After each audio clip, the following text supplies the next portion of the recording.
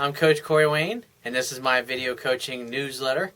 And the topic of this newsletter is going to be why acting weak causes rejection.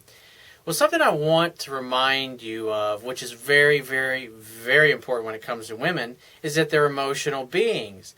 And I know with the feminist movement and what you see on TV and the movies about guys are supposed to be super sappy and apologize all the time, apologize for being a man, apologize for being horny, just apologize for being you, basically, writing sappy love letters, letters of apology.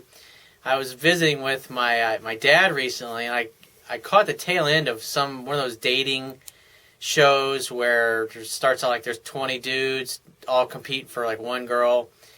And there's a partner, there's this really good-looking guy, and I think it's down to like 5 or 6 dudes at this point. And he writes this 7-page fucking letter to this girl.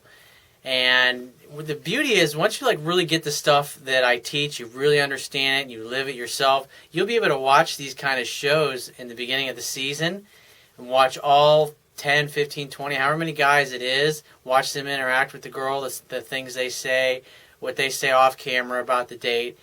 And you'll be able to tell which guy gets it, and plus the things that she's saying. And when I've followed those things, I've been pretty damn close to always picking the right guy from the very first episode, just because they exhibit certain behaviors, and most of the guys just act very needy, act very weak.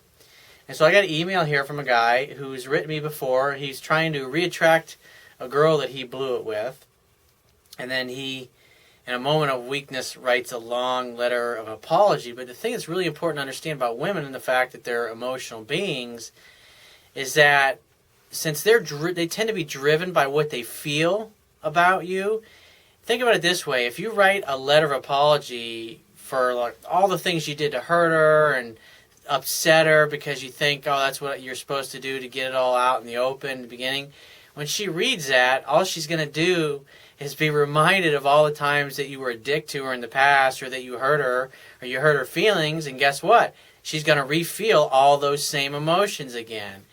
Instead of just being playful and fun and having a good time, and she can focus on good feelings of feeling good when she contacts you. But instead, you're digging into the past unnecessarily and apologizing for things through a letter when you should be doing it in person. So he says, "Hi, Corey. Once again, spot on with the advice, and perhaps I was getting a little weak." And I would say you were bullshitting yourself, dude. You were definitely acting weak in your last email. And you got to be honest with yourself. You got to be brutally honest with yourself. And that's why I always tell it like it is with people, because especially I got a short period of time with you, and if I can shake you by being totally real with you, I can cause you to avoid, you may feel a little bit of embarrassment or weakness or a little insecure about yourself with some of the things I say, but that's gonna feel a hell of a lot better than blowing it and getting rejected and taking several months to get over a broken heart, wouldn't you say? And so that's why I always tell it like it is, because I got a short period of time to impact you and make a change, help you make a change that you need to make, so you don't fuck things up and experience a lot of unnecessary pain. So he says, "I'm glad that I didn't do anything before getting your advice. I may have had a temporary moment of weakness, but it's definitely working for me." But I didn't succumb to it. My patience is definitely working for me. And I would say you got to practice infinite patience, especially when it comes to women.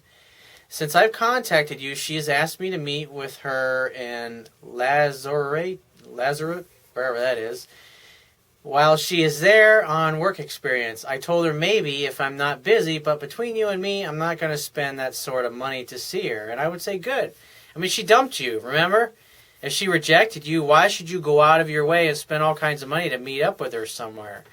I mean, if she likes you and she wants to see you, then she can come visit you this time. Remember, she's the one that dumped you, so why should you go out of her way? And in the future, if she's your girlfriend, and say you get back together and you want to treat her something like that, yeah, great. Go spend the money. But now when you're trying to get her back and she's blown you off, fuck that shit. Because if you do things like that all the time, then they take it for granted and it doesn't mean anything. He says, I did, however, send her an apology letter because the things I had said and done to her over the past 9 months were truly dreadful. The fact that she persists in contacting me is amazing. And I would say, no, it's not. It's just she simply still has interest level, obviously, in at least the 50% range. Because if it had gone below that, I mean, you wouldn't have heard from her.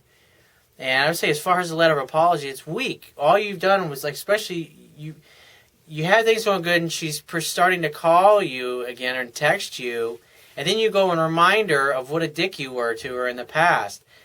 You just caused her to feel all those negative emotions that she used to feel in the past. And what does that cause a woman to do? It causes her to slam on the brakes and back up a little bit, maybe bluff, and she catches herself and thinks, oh, wait a minute here. And then she goes right into test mode and she'll start testing you because your apology is weakness. And it's great that you're speaking from your heart and everything, but you do that in person. And you don't bring up apologizing because you feel like you did something wrong and you need to apologize for it. If you're together and she brings it up and she said, oh, when you did this, it really hurt me and blah, blah, blah. And you go, what else, honey? Tell me more. What do you mean by that?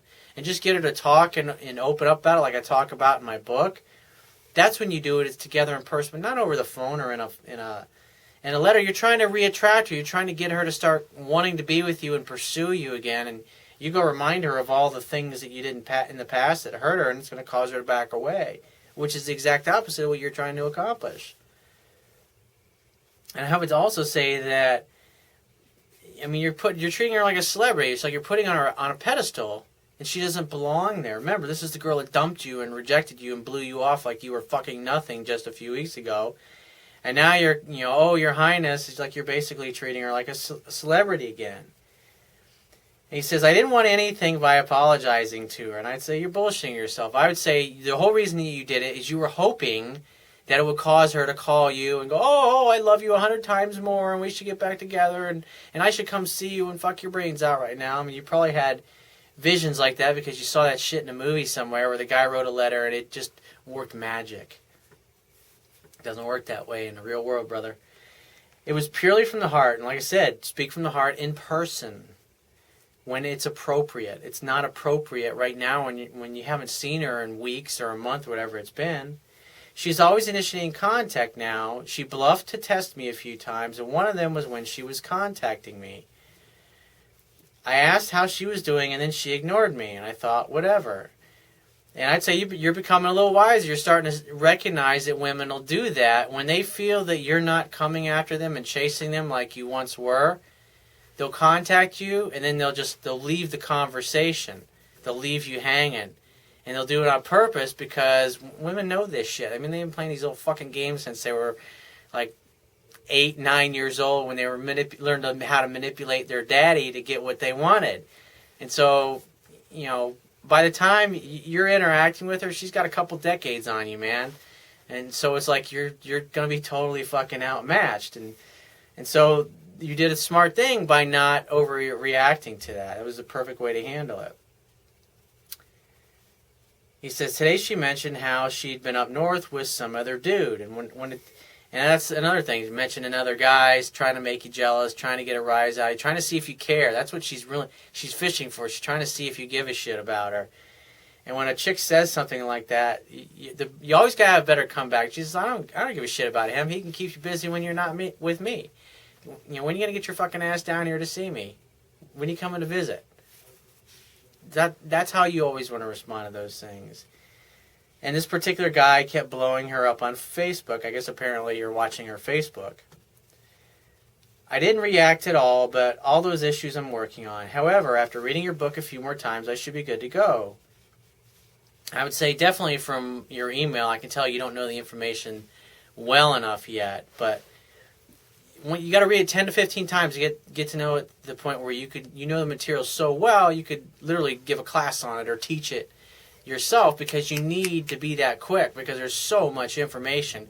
When you figure you got pickup skills learned, you got dating skills learned, and you got relationship skills learned, they're all combined in the same book. It's a lot of information to know, 200 something pages, and so when a girl throws a curveball at you, because like I said, they've been practicing, they've been testing men since they were little girls, so They have a lot of ways to do it, and if you don't know all the different ways that they go about it, they'll end up testing you and you'll fail it and you won't even know that you've been tested.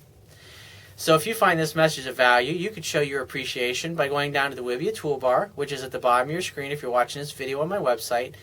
Click the PayPal donate button and donate any amount that you feel is equal to the value of the information in this video.